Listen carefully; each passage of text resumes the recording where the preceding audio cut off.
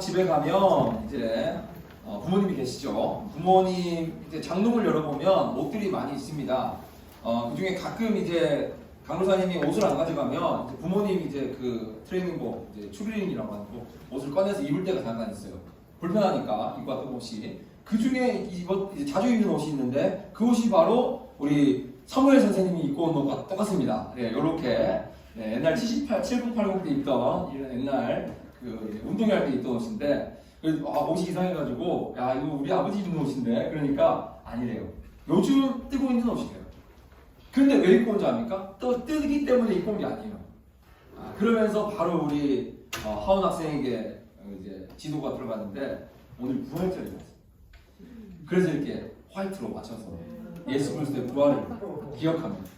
그래서 쓰고 왔던 까만색 마스크도 얼른 벗고 흰색 마스크 다시 꼈어요. 네. 너무 그래서 하원이를 불러서 배우라고 했어요. 선생님한테 이 마음을 배우라고. 네. 물론 뭐 옷을 뭐 어떤 게 상관없겠지만 이 부활에 대한 순수한 마음으로 기대하는 마음이 얼마나 아름답습니까? 네. 오늘 부활절을 맞이하면서 우리도 그런 순수한 마음으로 이 부활을 맞이해야 됩니다. 여는 오는 부활절처럼 오늘도 그냥 부활절이 왔구나, 오늘 뭔가 찬양이 좀 다르구나, 설교가 다르구나, 오늘 뭐 우리는 없지만 유치원실 가면은 계란판으로다가 여기다 십자가 만들어놨어요. 그 밟고 지나가는데 예수님 고난이라고 유치부 애들이 뭐 그런 행사도 막 하고 그렇구나 다 아니고 순수한 마음으로 예수 그리스도께서 정말 나를 위해 죽으시고 나를 위해 부활하셨구나, 우리 삶 속에서 해결할 수 없는 그 죽음의 문제를 예수 그리스도가 해결하심으로써 우리에게 구원을 보이셨구나, 또 우리 오늘 인도한 우리 윤호가 말했듯이 그것으로 우리에게 증거를 삼아 주셨구나라는 순수한 고백이 여러분에게 있어야 됩니다. 오늘 사무엘 선생님과 같은 이 순수한 마음이 여러분 모두에게 있길 축복합니다. 아멘. 오늘 베드로전서 1장 1절에서 9절까지의 말씀으로 함께 은혜를 받도록 하겠습니다. 오늘 제목은 함께 읽겠습니다. 시작. 부활신앙이 참된 그리스도인을 갖는다. 원래는 부활신앙을 회복하라라는 제목으로 말씀을 나누려고 했는데 또 4월에 주제가 우리 만들어지다 있기 때문에 함께 부활신앙이 참된 그리스도인을 만드는 것에 대해서 나눠보도록 하겠습니다. AD 64년에 아주 큰일이 있었습니다. 혹 목사님들은 이 AD 64년에 있었던 이 일을 그리스도인이라면은 상식적으로 알아야 된다라고 얘기를 합니다. 이것을 모르면은 문제가 있다라고 얘기할 정도로 아주 중요한 날이 바로 AD 64년 정확하게 7월 19일입니다. 이날에는 여러분 다 알고 있는 로마의 네로 황제가 아주 악한 일을 저지른 날입니다. 네로는 네로의 집안 자체가 조금 과하게 얘기하면 사이코를 할 정도로 아주 이제 못된 일들을 많이 한, 또 상식을 벗어나는 일들을 많이 했던 그런 왕인데, 이 황제가 평소에 취미가 이 시를 적는 걸 참 좋아했답니다. 시상이 떠오르면 시를 적고, 이제 항공에 앉아서 밖을 쳐다보면 시를 적기도 하고, 사람들 지나가는 거 보면서 시를 적기도 하고 했었는데, 어느 날 시상이 떠오르지가 않았답니다. 그래서 너무 괴로운 거죠. 앞에 있는 강도사님도 시를 쓰는 걸 좋아해요. 요즘엔 잘 못하는데 군대에 있을 때 시 쓰는 걸 좋아하기 시작해가지고 막 시를 쓰고 이렇게 했었어요. 이렇게 감성에 적고 그랬었는데 이 시상이 안 떠오른다는 것을 강도사님도 잘 모르죠. 사실 난 시인이 아니기 때문에. 근데 시인에게 있어서 이 시상이 떠오르지 않는다는 것은 굉장히 힘든 일입니다. 또 가수가 싱어송라이터가 가수가 노래를 짓고 만드는데 노래가 떠오르지 않으면 어떤 이들은 여행을 가기도 하고, 어떤 이들은 환경을 바꾸기도 하고, 또한 무리를 해서라도 뭔가 시상이 떠오르게 하려고 노력하는 경우가 많아요. 이 시상이 떠오르지 않는 게 힘든 건가 봐요. 그래서 네로가 시상이 안 떠오르니까 어떠한 충격력이 필요했다고 생각했나 봐요. 그래서 어떻게 했냐면 로마 시내에다가 불을 질렀습니다. 그리고 활활 타오르는 그 로마 시내를 보며 시상이 떠오르는 겁니다. 아주 사이코로 할 수 있죠. 미쳤죠. 그런데 이 불이 많이 타올랐어요. 사진 띄워주시고, 꽤 불이 활활 타오르는 겁니다. 물론 그때를 묘사해서 나온 그림일 수도 있겠지만 어쨌든 그 불이 타오르는 걸 보면서 시를 써야겠다고 시를 쓰게 되는 겁니다. 자, 불을 지른 건 네로입니다. 불을 지른 이유도 본인 때문에 지른 겁니다. 그런데 이 불을 지른 이 사건이 정치적으로 별로 좋지 않은 이 뒤숭숭한 영향을 오게 돼요. 나에게 별로. 그러니까 이 네로가 이 불이 나고 있는 현상을 바라보면서 내가 시상이 안 떠올라서 불을 질렀다가 아니고 봐라, 그리스도인들이 지금 반란을 일으켰다라고 그리스도인들에게 누명을 씌우게 됩니다. 그때 AD 64년 7월 19일에 바로 우리가 모두가 알고 있는 전무후무한 그리스도인 10대 박해에 들어가는 로마 대박해가 시작된 것입니다. 모두를 다 잡아가기 시작하는 겁니다. 다 죽이고. 예. 그때 어떤 일이 일어났었냐면은 그리스도인들을 잡아다가 콜로세움에다 가운데다가 줄을 이렇게 여러분 고향에다가 이렇게 줄 해가지고 이렇게 하는 거 있죠. 그렇게처럼 그리스도인들을 땡땡땡 묶어가지고 위에서 떨어뜨려가지고 바닥에다 쾅 이렇게 과다출혈로 죽게 하는 거예요. 쾅. 그리고 짐승에 잡아가지고 짐승 가죽을 벗겨가지고 짐승 가죽을 인간이 입혀가지고 다시 꿰매는 거예요. 그리고 짐승 밥으로 던지는 겁니다. 그걸 다 관람하고 즐거워하고 그렇게 대박해가 있었던 때가 바로 이 시기였습니다. 그 시기에 쓰여진 바로 말씀이 오늘 베드로 전서입니다. 베드로는 이 시기를 보내면서 흩어진 이러한 박해 때문에 흩어져 있는 그리스도인들에게 편지를 하는 것입니다. 그 내용이 바로 오늘의 베드로 전후서의 내용입니다.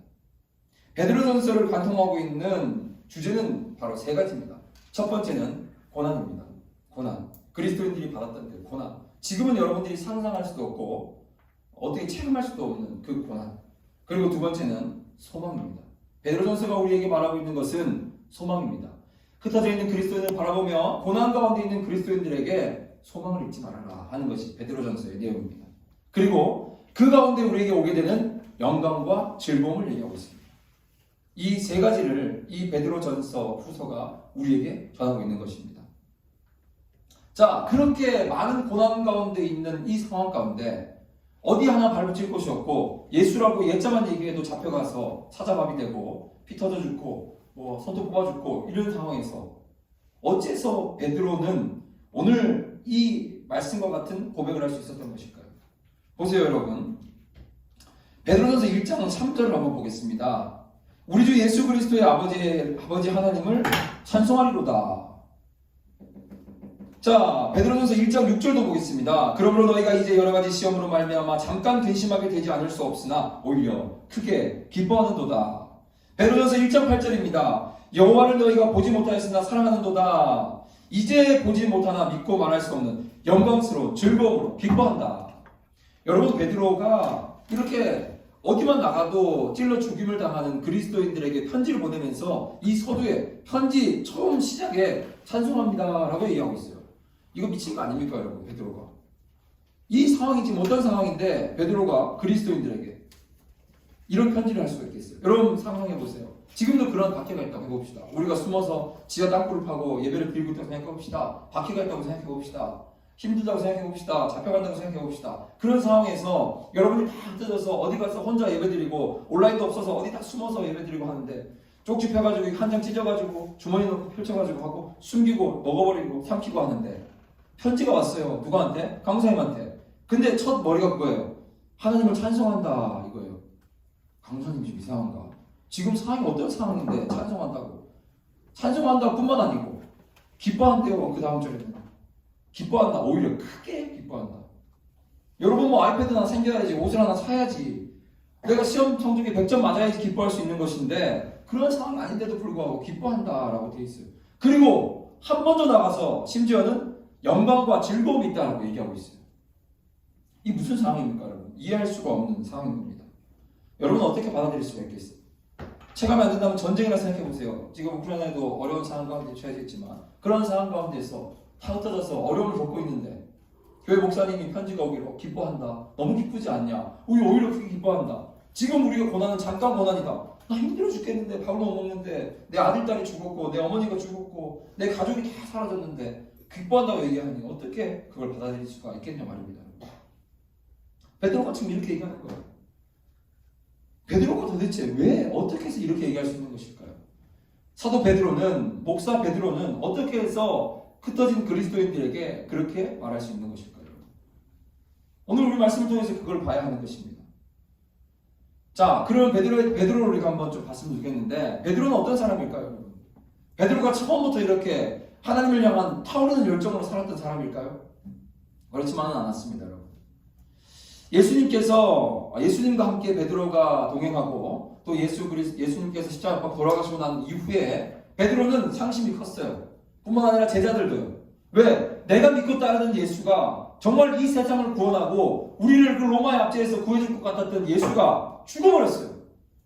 죽어버렸어요. 스승님이 죽었어요. 랍비가 죽었어요. 내가 따르던, 내가 구원자라고 했는데 그분이 돌아가셨어요. 뭐야 이게? 내가 죽는 것처럼 예수도 죽었네.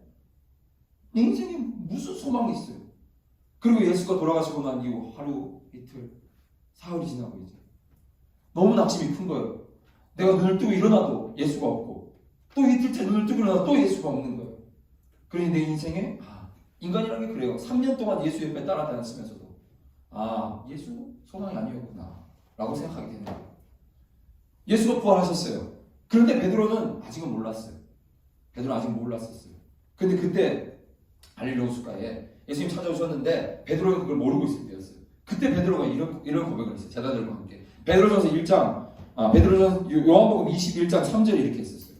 시몬 베드로가 이렇게 얘기했어요. 시몬 베드로가 나는 물고기 잡으러 가노니 그들이 우리와 함께 가겠다 하고 나가서 배에 올랐으나 그날 밤에 아무것도 잡지 못했다. 야, 제자들이 모인 거예요. 베드로, 안드레, 야고보, 요한을 바다를 도마태하고 다시 시몬 가릅니다. 12명이 모인 거예요. 그래가지고 얘기를 하는데 어부들이 야, 나는 물고기 잡으러 갈래. 예수 죽었잖아. 이제 그냥 나 본래의 삶으로 돌아갈래.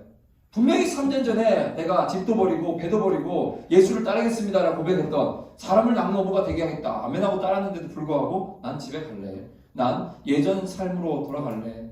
열정 없는 그 사람이 바로 베드로였어요. 그리고 나가가지고 물고기 잡으러 밤새도록 물고기 잡는데 물고기 잡는 전문가가 물고기를 잡아도 내 인생에 물고기 한 마리가 잡히지 않는 거예요. 그 뒤에 나오는 요한복음 21장 3절 이후에 나오는 게 예수님께 나타나셔서 내 양을 먹이라. 넌 날 누구로 하느냐?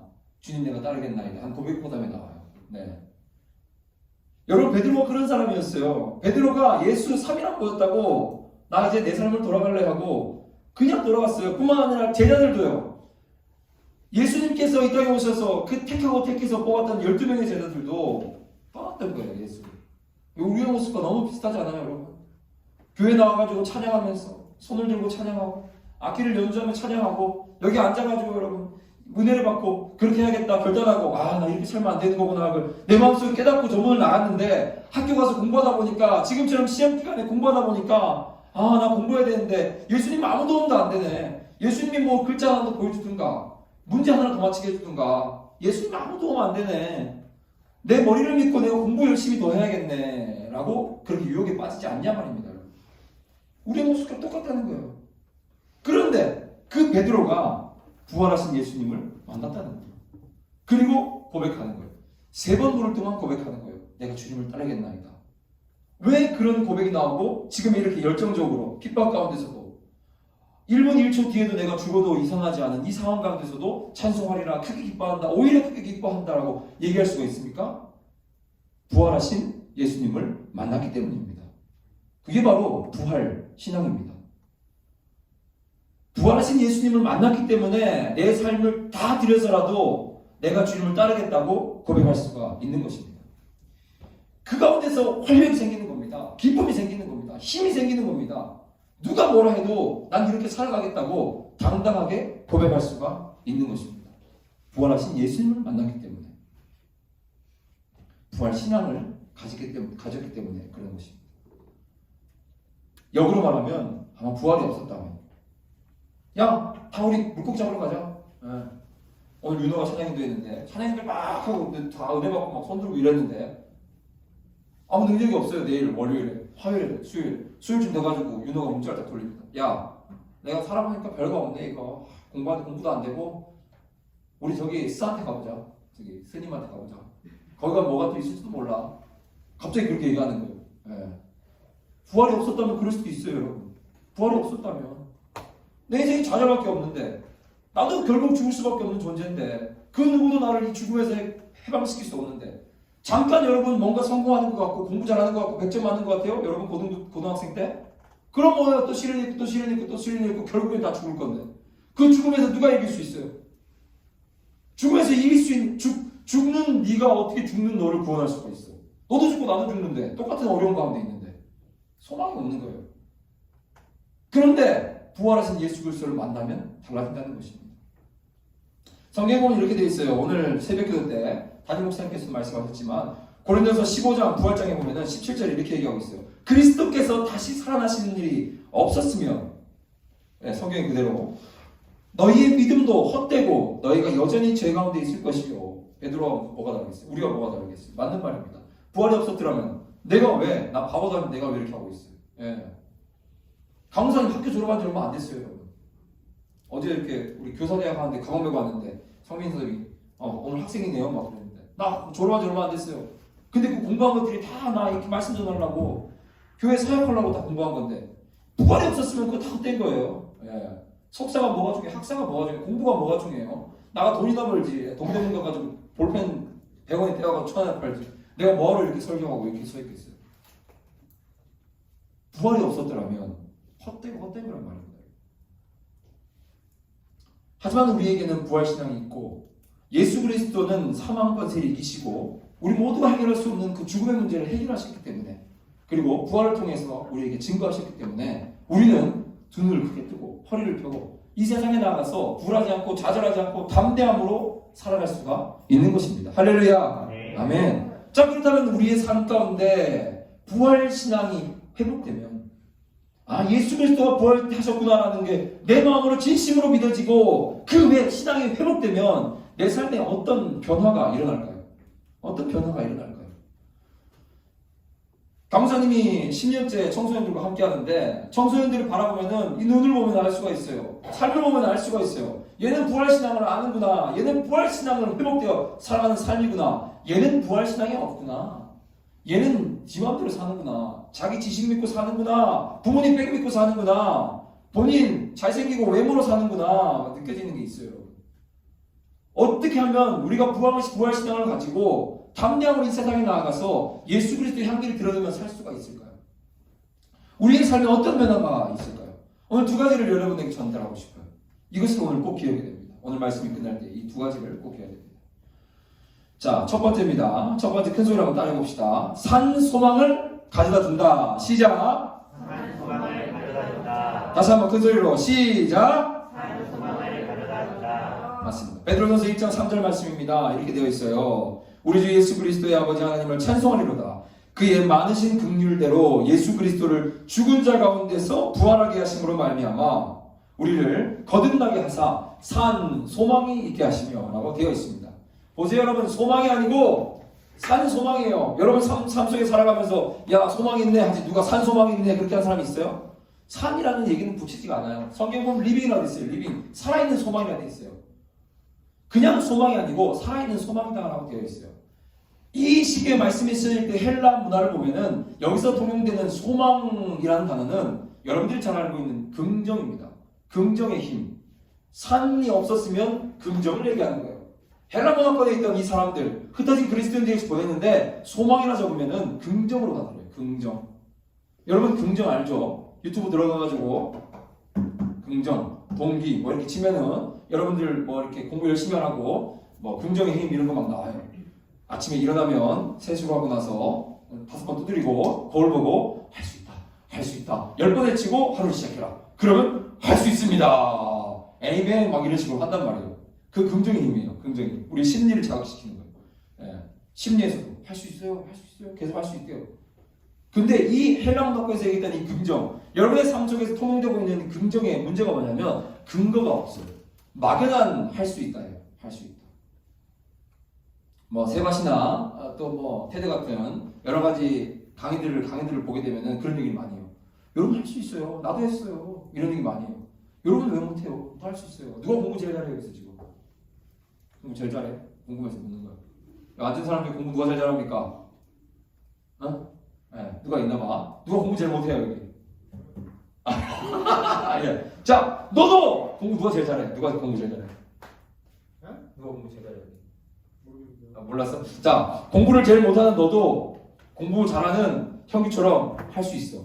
할 수 있다. 할 수 있다. 한번 해봐. 할 수 있다. 자, 그럼 할 수 있어. 너도 쟤처럼 할 수 있어. 근거는 없어요, 여러분. 근거는 없어요. 그냥 할 수 있대요. 예. 쟤도 태어날 때부터 잘하진 않았어. 쟤는 음리 너도 음리 태어났단 말이지. 똑같은 두뇌를 가졌고 머리 크기는 네가 또 더 크니까 더 잘할 수도 있어. 라고 얘기하는 거랍니다, 여러분. 용기가 생기는 거예요. 아, 나도 할 수 있나? 형길 쳐다보니까 쟤도 하는데 나도 할 수 있나? 할 수 있구나. 할 수 있구나. 할 수 있구나. 심리적 작용이 시작되는 거예요. 세상은 그걸 요구한단 말이에요. 헤라도 바꿔도 그랬어요. 근데 오늘의 성경에서 얘기하는 거는 산 소망이래요. 역으로 말하면 죽은 소망이 아니고 산 소망을 얘기하고 있단 말이에요. 왜 죽은 소망이 아닌 산 소망이라 얘기할 수 있을까요? 베드로가 말하는 이 소망, 우리에게 가지라 하는 이 소망, 우리가 가질 수밖에 없는 이 소망은 하나님을 근거로 하고 있기 때문입니다. 할렐루야. 그렇기 때문에 우리에게 살아있는 소망이라고 하는 겁니다. 세상에 있는 소망은 여러분 이렇게 할 수 있다 말 들어서 성공할 것 같으면 너 매일 아침마다 3번씩 봐야 돼. 세상을 바꾸는 10분 그거 계속 봐야 돼. 예. 또 공부하기 싫어지면 또 들어가가지고 뭐 공부 잘할 수 있는 영상 이거 또 봐야 돼. 또 봐야 돼. 그러면 또 이런 사람도 나가서 또 할 수 있어요. 할 수 있어요. 내가 100억을 벌었는데 어떻게 하는 줄 알아요? 그리고 막 옛날 어렸을 때 막 가난할 때 뭐 다 이겨 또 듣고 할 수 있구나 하고 또 그럼 사그라들면 또 내일도 일어나가지고 또 들어야 돼요. 또 세상에는 회장님들 다 들어야 돼. 그래야 살아갈 수 있어. 세상의 소망은 근거가 없어요, 여러분. 예. 그저 할 수 있다는 거예요. 어디 안에서? 내 경험주의 안에서 그냥. 나도 해보니까 너도 할 수 있더라. 그런데 중요한 건 나도 죽고 너도 죽는데. 그럼 어떻게 할 건데? 거기서 어떻게, 그 죽은 소망에서 어떻게 산 소망을 바꿀 건데? 할 수 있다고 얘기할 수 있을까요? 없단 말이에요, 여러분. 베드로가 얘기하는 이 살아있다는 소망은 하나님을 근거로 한 소망이었어요. 오늘 말씀을 통해 볼 수 있어요. 베드로전서 1장 5절에 이렇게 이야기하고 있어요. 너희는 말세에 나타나기로 예비하신 구원을 얻기 위하여 믿음으로 말미암아 하나님의 능력으로 보호하심을 받았느니라. 할렐루야. 아멘. 이겁니다. 우리의 소망은 잘 먹고 잘 사는 게 아니란 말입니다. 공부를 좀 못해도 아무 상관이 없다는 거예요, 여러분. 공부를 못해라는 것은 아닙니다, 여러분. 오늘 말씀 맥에 있어서 잘 알아듣기 바랍니다, 은혜로. 네. 공부를 잘하고 못하고 잘 먹고 잘 살고 키가 더 커지고 작아지고 뚱뚱하고 날씬하고 그게 우리의 삶의 소망이 아니란 말입니다, 여러분. 네. 날씬해지기 위해서 동영상을 보고 열심히 하고 할 수 있다면 날씬해지면 뭐 어떡하라고. 예. 자랑해가지고 내 몸 자랑하고 막 행복해가지고 뿌듯해하려고 여러분. 그게 무슨 소망이 있습니까? 거기는 소망이 없어요, 여러분. 잠시 잠깐의 기쁨이 있을 수 있지만 그것은 아무것도 우리에게 줄 수가 없어요. 예. 여러분, 우리의 이 소망은 무엇이냐면 예수 그리스도께 주시는 그 영이 구원을 받는 것입니다. 그리고 영원한 생명을 선물로 받는 것이 우리의 살아있는 소망인 줄 믿습니다. 그리고 그 소망 안에서 우리는 기쁨으로 살아가는 것입니다. 시편 42편 5절의 말씀에 이렇게 되어 있어요. 내 영혼아 어찌하여 낙심하며 어찌하여 내 속에서 불안해하는가. 너는 하나님께 소망을 두라. 그가 나타나 도우심으로 말미암아 네가 여전히 찬송할 것이로다. 할렐루야. 아멘. 여러분, 그리스도인의 신앙이 이상하게도 이런 신앙이에요. 좌절 가운데서 기뻐하는 신앙이에요, 여러분. 좌절이 기쁨으로 바뀌는 신앙이 우리의 신앙이에요. 세상의 사람들은 모두가 고난이 있어요. 모두가 어렵고 모두가 힘들게 살아갑니다. 그리스도인들이라고 고난이 없나요? 그렇지 않아요. 그리스도인들이 반드시 통과해야 되는 게 고난입니다. 내가 예수 그리스도를 잘 믿고 예배 잘 드리고 성경책을 많이 보면 고난이 비껴가겠지. 미안합니다, 여러분. 고난은 다 있어요. 필연적으로 그리스도인들에게 거쳐가야 되는 것이 고난입니다. 네, 영광을 받을 것이냐? 고난도 함께 받아야 할 것이라고 얘기했어요, 하나님께서. 고난은 다 있어요. 그런데 그 고난 가운데서도 기뻐할 수 있는 신앙이 우리의 신앙이에요. 정말 아이러니하죠, 여러분. 고난 가운데서 기뻐한대요. 좌절 가운데 기뻐한대요. 세상 사람들은 좌절 가운데 슬퍼하잖아요, 그죠? 고난 가운데 절망하잖아요. 실패하잖아요. 그리고 쓰러지잖아요. 포기하잖아요. 어떤 이들은 창문을 열고 뛰어내리기도 하고 목을 매달기도 하려고 소망이 없다고 생각하니까 이 세상에 그렇게 살아가잖아요. 어째서 우리는 그리스도인들은 그 좌절 가운데서도 굴하지 않고 어떻게 기쁨을 받을 수 있는 것일까요? 바로 그 근거는 하나님께 있는 것입니다. 우리의 소망의 근거를 하나님께 두었기 때문에 우리는 좌절이 기쁨으로 바뀌는 것입니다. 할렐루야. 아멘. 베드로전서 1장 21절 말씀입니다. 너희는 그를 죽은 자 가운데서 살리시고 영광을 주신 하나님을 그리스도로 말미암아 믿는 자니 너희 믿음과 소망이 하나님께 있게 하였느니라. 할렐루야. 아멘. 미국의 조엘 오스틴이라는 목사님이 계셨어요. 한때 조엘 오스틴 목사님이 설교를 하게 되니까 미국 전역에 있는 사람들이 벌떼처럼 몰리게 되는 거예요. 예. 미국은 뭐 사실 그렇진 않아요. 벌떼처럼 막 몰리고 어디로 가고 막 한국처럼 뭐 좋다고 우르르 따라가고 막 그러진 않는데 희한하게 다 따라가는 거예요. 조엘 오스틴 목사님 교회로 대대 부흥을 이루기 시작하는 거예요. 조엘 오스틴 목사님이. 여러분도 알겠지만 책도 썼어요. 긍정의 힘. 책이 엄청 많이 팔렸죠. 한때는 베스트셀러로 올라가고 했었죠. 조엘 오스틴 목사님 활짝 웃는 얼굴로 이렇게 표지를 이렇게 해가지고. 그런데 얼마 지나지 않아서 그 교회 성도들이 떠나기 시작하고 많은 교회 목사님들을 통해서 전 세계 목사님 통해서 손가락을 잡기 시작했어요. 그리고 그 책을 보니까 놀라운 걸 발견하게 됐어요. 할 수 있다. 할 수 있다. 아 좋아요. 사람들이 희망을 얻는 것 같아요. 소망을 얻는 것 같아요. 기쁨 것 같아요. 할 수 있대요. 저 교회만 가면 다 할 수 있어. 할 수 있어 했는데 할 수 있다고 설교하는 이 1시간 내내 할 수 있다고 설명하고 있는 이 책 안에 예수가 없어요. 근거가 없어요. 할 수 있대요. 세상의 강연과 다를 것이 없는 거예요. 손가락 잡기 시작하는 거예요. 근거 없는 할 수 있다. 긍정인 우리에게 얘기하고 있었어요. 여러분 우리의 삶 속에서 항상 경각심을 가지고 항상 깨어 있어야 합니다. 항상 깨어 있어서 말씀을 가까이 하고 이 말씀을 통해서 우리의 삶 속에서 산 소망을 가져야 됩니다. 세상에 있는 소망이 우리를 유혹한단 말이에요. 세상에 있는 소망 나쁜 것이 아니죠. 하지만 그 소망이 하나님이 주시는 이 살아있는 소망 이것까지도 뺏어가려 한단 말이에요. 여러분 살아있는 소망 어디 있는데 보여? 그건 나중에 올 거잖아. 죽고 난 이후의 삶이 아니겠어? 우리의 삶을 기쁘려면 어떻게 되겠어? 돈이 많으면 되잖아. 돈이 소망이야. 친구가 없으면 얼마나 슬픈지 알아? 친구가 많으면 그게 좋은 거야. 소망이야. 친구를 많이 사겨. 공부를 잘해야 성공한다. 공부 못하면 말짱 도루묵이야. 너 왜 교회 가 있니 지금? 온라인 예배로 빠르게 드리고 공부하러 가지. 예배 드렸잖아. 온라인 예배면 된 거 아니야?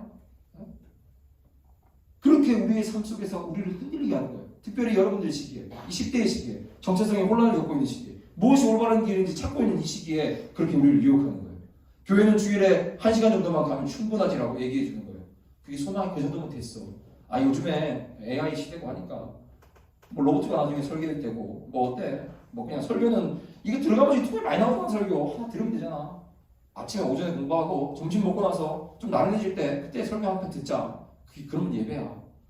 어때? 안 들리는 사람은 낫잖아. 이런 식으로 우리를 헷갈리게 한단 말이에요.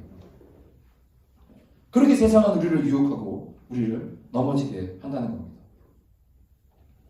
여러분, 우리의 소망은 하나님을 근거로 하고 있는 살아있는 소망인 줄 믿습니다. 할렐루야. 그 소망을 믿고 소망을 가지고 살아가는 여러분이 되기를 축복합니다. 할렐루야. 네. 아멘. 자, 그럼 두 번째입니다. 첫 번째는 산 소망을 가져다 주고 두 번째는 함께 읽읍시다. 시작. 나와 주변 모두가 기뻐한다. 오케이. 허리 펴고. 자, 허리 펴고. 어깨 펴고. 턱 당기고. 눈 크게 뜨고. 다시 한번 큰 소리로 읽읍시다. 시작. 나와 주변 모두가 기뻐한다. 맞습니다, 여러분. 부활의 소망이 회복되면 우리의 삶에 기쁨이 넘칩니다. 그리고 그 기쁨은 나만 가지는 것이 아니고 주변으로 확산이 됩니다. 그게 바로 부활 소망으로 회복된 사람의 모습입니다. 변화된 삶의 모습입니다. 여러분 주변을 돌아보세요. 오늘 함께하는 우리 학생들, 친구들과 선생님을 돌아보고 또 우리 함께하는 가정에 있는 우리 친구들, 부모님을 돌아보고 형제들 돌아보고 학교에 가서 돌아보고 생각해보세요. 항상 기쁨이 넘치고 주변에 있는 모두들을 기쁘게 하는 친구들이 있습니까? 네. 여러분이 항상 기쁨이 넘치고 기쁨을 전하는 삶을 살고 있습니까? 부활 신앙이 나에게 있다는 증거가 되는 겁니다. 네.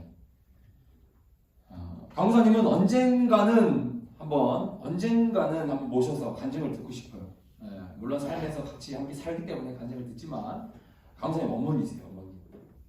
이제 연세가 이제 60 중반 넘어가시는데 카카오톡이라는 게 이 세상에 나와서 강사님 어머니에게 카카오톡이라는 이 시스템이 전파되고 난 이후로부터 해서 지금까지 매일 아침마다 성경 말씀 보내세요. 예, 사진과 함께. 오늘도 승리하는 삶 되세요. 오늘도 행복한 삶 되세요. 우리 자녀들에게 4명이거든요. 이제 결혼했으니까 뭐 많이 다 다음을 읽어드려도 되겠죠. 항상 보내세요. 오늘 아침에도 왔어요. 네. 그래서 오늘 아침에는 강사님 대답했어요. 네. 항상 기뻐하시는 어머니의 모습이 부활 신앙의 참 그리스도인의 모습을 보여줘서 너무나 감사합니다. 어머니. 난 배우고 있으니까 어머니 보면서 항상 기뻐하세요. 강사님 어머니는 모교의 전도왕이거든요. 전도왕. 들어오면 전도야. 레이더에 걸리면 교회 오게 돼. 무조건 오게 돼. 그 집에 화장품을 다 사는 한이 있더라도, 그 집에 채소를 다 사는 한이 있더라도 그 사람을 교회에 데리고 오고 하는 분이에요. 그리고 여러분들 상식을 이해하겠지만 2시간을 자고 기도하시는 분이에요. 밤새도록 기도하세요. 2시간 먼저. 아직 강사님의 이 레벨로는 따라갈 수가 없어요.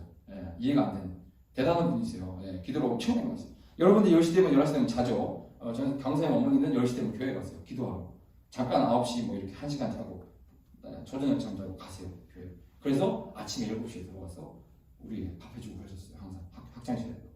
지금도 그렇게 하고 계신데요. 여러분, 부활 소망을 가진 사람은 이렇게 행복하고 기쁩니다. 여러분, 다음 주부터 한 2시간씩 잡으세요. 짜증이 세상 짜증이 다 날 겁니다, 여러분. 이 세상에 있는 모든 짜증을 다 갖다고 짊어지고 아마 하루를 살아갈 겁니다. 내일 한번 잠을 자지 말고 하루를 살아보세요. 세상 불평에 대한 갑옷을 입고 살아갈 겁니다. 나 건들면 다 죽여버린다. 나 불평 지금 불만이 가득하다. 모두가 날 알아줘라. 나는 오늘 잠을 자지 못했다. 제발 물어봐달라. 너 왜 그렇게 피곤하냐고. 나 얘기해주고 싶다. 나 오늘 잠을 못 잤어요. 라고. 난 얘기하고 인정받고 싶다. 나의 어려움. 제발 나에게 얘기해주라. 그렇게 생각하고 살 거예요. 여러분, 그렇다면은 정확한 증거가 확실히 드러난 겁니다. 부활신앙이 아니에요. 그럼 그리스도인 삶이라 할 수 없어요. 어디 가가지고 나 예수 교회 다녀라고 얘기하면서 부끄럽습니다. 그러지 마세요. 어디 가서 불만하고 욕하고 짜증내고 야 그만 좀 해. 그러고 난 싫은데? 맨날 그럴 거면서 우리 교회 나와. 응? 교회 나오라고? 네가 다니는 교회 난 절대 안 나간다. 네가 나갈 것 같아. 차라리 아무것도 안 하고 목소처럼 있는 제가 있는 절이나 나가겠다. 차라리 절 나가겠다. 너처럼 짜증내는 친구 나는 닮고도 싶고 그런 게 교회라면 난 안 간다. 그렇게 얘기하지 않겠어요? 맨날 내가 보여주는 모습이 가짜인데 너희들이 보여주는 모습이 가짜면 누가 올라가겠어요? 하나님은 사랑이시라. 성인으로 들어가는 그 윤리에서도 사랑이라고 얘기하는데 진짜 성경을 믿고 살아가는 우리들이 사랑을 보여주지 못하고 짜증내고 불평하고 어제 뭐 과제한다고 2시에 잡고 뭐 수행평 받는다고 3시에 잡다고 오늘 아침에 와서 건들지 말라고 그러고 해. 그게 뭡니까? 그거 힘들어가지고 그래요. 그게 무슨 그리스도인의 삶입니까? 그게 무슨 기쁨으로 살아가는 삶입니까? 여러분, 베드로전서에서 나오는 이 베드로의 이 편지 안에서는 고난을 받고 있단 말이에요. 여러분, 줄로 묶어서 과다출로 죽게 하고 껍질을 벗겨가지고 죽을 때까지 껍질을 벗긴다잖아요. 여러분, 그런 삶 가운데 있음에도 불구하고 베드로전서 1장 6절에 뭐라고 있어요? 그러므로 너희가 이제 여러 가지 시험으로 말미암아 잠깐 근심하게 되지 않을 수 없으나 그리고 오히려 크게 기뻐한다. 강조하고 있잖아요. 여러분. 기뻐한다도 아니고 오히려 기뻐한다. 크게 기뻐하는 것도 아니고 오히려 크게 기뻐한대요. 오히려 무슨 이게 문구가 이렇습니까? 여러분? 오히려 크게 기뻐한대요. 이러한 죽음을 앞에 두고 있는 고난 가운데서도 오히려 크게 기뻐한다. 우리는 잠 못 자가지고 1시간 좀 덜 자면 인정받기 원하고 불평하고 짜증내고 어머니가 무슨 죄라고 아침에 나가면서 엄마한테 짜증 없는 짜증 다 내고 잠 안 깨워주면 네가 안 일어났으면서 엄마한테 왜 안 깨워주냐고. 그게 우리 인생 아니겠어요? 얼마나 가냘프고 얼마나 연약한 인생이에요, 여러분. 그거 하나 가지고. 그런데도 불구하고 베드로는 이렇게 지금 오히려 크게 기뻐한다. 삶의 고난이 있을지라도 감사함으로 오히려 크게 기뻐한다고 고백하고 있는 것입니다. 베드로서 1.8절에도 보세요, 여러분. 예수를 너희가 보지 못하였으나 사랑하는도다. 이제도 보지 못하나 믿고 말할 수 없는 영광스러운 즐거움으로 기뻐하니. 여러분, 말할 수 없는 영광스러운 즐거움이 뭔지 알아요? 말할 수 없는, 너무 기뻐서 말할 수도 없는 막. 가끔 이렇게 짜증을 내는 사람들이 있는데 짜증을 내는 사람들 보면은 어떨 때 갑자기 업되는 경우가 있어요. 갑자기 갑자기 막 기분이 좋은 것처럼 막 와가지고 유나야 아침에 잘 잤어? 갑자기 오늘 막 그런 거야. 너 왜 그래 갑자기? 너무 짜증나는 일이 있어서 그래. 갑자기 너무 짜증나니까 너무 기뻐하는 거예요. 막 말할 수 없는 짜증이 막 밀려오니까 뭐 어떻게 할 수가 없는 거예요. 너무 짜증나서. 이거 짜증으로도 표현이 안 돼. 그래서 이게 얼마나 짜증났으면 기쁨으로 표현되는 거예요. 짜증이 너무 짜증나 이렇게 막 기쁨으로 표현되는 거예요. 말할 수 없는. 근데 오늘 베드로가 얘기하고 있는 게 지금 말할 수 없는 영광스러운 즐거움으로 기뻐한대요. 지금 이 상황에서 여러분 상황을 다 알고 있잖아요 지금. 여러분 예수 그리스도의 부활을 믿는 신앙은 기쁨이 넘치는 삶입니다. 강사님 어떻게 기뻐할 수만 있습니까? 우리의 삶 가운데 어려움이 있는데 다 알고 있습니다. 하지만 부활 신앙의 능력을 아는 자는 그런 말을 안 해요. 강사님한테 와서. 그래서 강사님은 물론 뭐 여러분들한테 얘기할 때는 여러분들한테 수준에 맞게 얘기할 때도 있지만 이해가 안 될 때가 많아요. 이거 안 되는데요. 그렇게 얘기하면 오늘 이렇게 해볼까? 그러면은 그건 저 못해요. 이렇게 해서 못하고 이렇게 하면서 뭐 학교 가고 못하고 뭐 하고 못하고 뭐 하고 못하고 다 맞는 말만 해. 학원 가서 몇 시간이니까 못하고 뭐 하고 뭐 못하고 이게 좀 더 좀 연습해볼까? 찬양 인도하는데 노래 그게 뭐야? 음악 연습 좀 더 하자. 음악 연습할 시간이 없어가지고 이것도 못해 이것도 못해요. 아이고 그렇구나 하고 지나가지는 말하기는 그렇구나 하지. 부활 신앙이 있다면 조금 더 한 번 더 예배를 위해서 한 번 더 힘써볼 수 있는 것인데 마음에 안타까움이 좀 있어요. 그렇게 기도해요. 이 친구가 조금 더 윤호를 얘기하는 게 아닙니다. 실화가 아닙니다. 예를 들어서 그렇다는 겁니다. 좀 안타까울 때 있어요. 여러분들 삶을 보면서 부활신앙의 능력을 우리가 왜 모르고 이렇게 힘들어하고 어려운 삶을 살아갈까? 새벽도 나왔죠. 잘했어요. 새벽도 잘 나왔고 부활 주일 새벽도 뭐 늦든 일찍 오든 잘 와가지고 여전히 또 앞자리를 지켜주고 너무 잘했어요. 너무 감사해요. 여러분들 박수를 보내고 싶을 정도로 살아있는 정말 이 시대의 그리스도인 것 같아요. 예수 청소년 같은데 그거 하나 힘들다고 막 오늘 하루 종일 막 짜증내고 그러면 안 돼요. 내가 이번 주 새벽을 다 나왔다. 뭐 다 나온 친구도 있긴 해요. 다 나온 친구도 있긴 한데 다 나왔다고 해서 생생내고 내가 그랬다. 그게 그렇게 잘못했을 때면 또 안 돼요, 여러분. 나 힘들다 건들지 마라. 여러분 우리의 신앙이 부활 신앙 없이 내가 인정받기 원하고 내 명예를 드러내고 내 고난을 드러내고 내 삶의 어떠한 것을 자꾸 드러내려고 이생의 자랑을 드러내고 욕망을 드러내고 욕심을 드러내려고 하는 삶은 부활 신앙을 모르는 삶입니다. 예수의 부활을 믿지 않는 삶이 확률이 높습니다. 너무 안타까운 삶이라는 거죠. 여러분 참된 그리스도인은 기쁨이 넘쳐야 합니다. 참된 그리스도인은 기쁨이 넘쳐야 합니다. 앞서 말했듯이 강사님은 많은 청소년들과 함께 했어요. 또 여러분들과 함께 하고 있고 여러분들과 함께 할 것이지만 또 청년 시절에는 또 새가족 팀장을 했었어요. 공교롭게도 지금도 새가족 담당 교육자인데 그래서 새가족들이 오면은 회장이자 새가족 팀장으로 새가족들을 데리고 왜 교회에 나와야 되는가 설명도 해주고 했었는데 그렇게 많은 청년들도 만나고 학생들도 만났는데 이렇게 보게 되면은 알 수가 있어요. 이 청년은 또 고등부를 보게 되죠. 이 고등부는 하나님 사랑하시고 정말 양적으로나 질적으로 부흥할 고등부구나 느낄 때가 있어요. 그때는 바로 기쁨이 넘치는 고등부가 그렇게 된다는 거예요. 그런데 말씀을 전해도 찬양을 해도 도대체 그 땅바닥에 뭐가 있는지 쳐다보지 않는데 내 발가락을 얼마나 쳐다보는지 예배드리면 발가락만 계속 쳐다보고 있어요. 꼼지락 발가락 발리도 한번 쳐다보고 여러분 뭐 피곤해서 그런 걸까요? 10년을 대략 연구한 사람으로서 난 그렇게 보지 않아요. 피곤하다? 아니에요. 피곤한 거 아니에요. 피곤할 수 있겠지. 하지만 피곤한 것이 뭐 근본적인 문제는 아니에요. 목이 뭐 아파서? 아니면 뭐 좋아하는 친구가 없어서? 친한 친구가 없어서? 그게 다 핑계예요. 강사님 드린 결론은 반항이에요. 반항. 그것은 인간적인 반항을 얘기하는 게 아닙니다. 여러분 사춘기에 뭐 질풍노도의식에 반항하는 그런 반항을 얘기하는 게 아니고 학교 선생님한테 말하는 반항이 아니고 그 반항은 영적인 반항을 말하고 있는 거예요. 그냥 마귀에게 꽉 붙잡혀가지고 그냥 목덜미를 잡혀가지고 예배드리지 마. 고개 숙여. 고개를 나도 들고 싶어 마음속에 한켠에는 나도 우리 어머니 집사님이 우리 장모님이야 나도 고개 들고 싶어 들려지지가 않아. 그냥 뭔가 모르는 이 쓸데없는 이 자존심이 못 들게 해주고 그냥 선생님한테 한 번이라도 싫은데요 해보고 싶어. 그냥 근육하고 싶어. 그냥 한번 틱틱틱 짜증내고 싶어. 교회만 오면 그래. 교회만 오면 이상하게 학교 가면 또 그렇진 않아. 근데 교회만 오면 그래. 선생님들 막 무시하고 목사님들 막 무시하고 어르신들 봐도 인사도 안 하고 이상한 기류가 있어요. 청소년들에게. 왜 부활신앙이 없는 거예요 여러분. 참 그리스도인이 아닌 거예요 여러분. 그래놓고 참 그리스도인이라고 교회 간다고 어디 얘기한다? 그러지 마세요. 제발 그러지 마세요. 본인부터 제대로 되세요. 본인부터 다시 태어났어요. 본인부터 부활신앙을 믿고 참 그리스도인을 거듭나세요. 그렇게 하고 얘기하세요. 나 그리스도인이야 라고 당당하게 얘기하란 말입니다. 나도 부끄럽고 너도 부끄러운데 가가지고 그리스도인이라 얘기하지 말란 말이에요.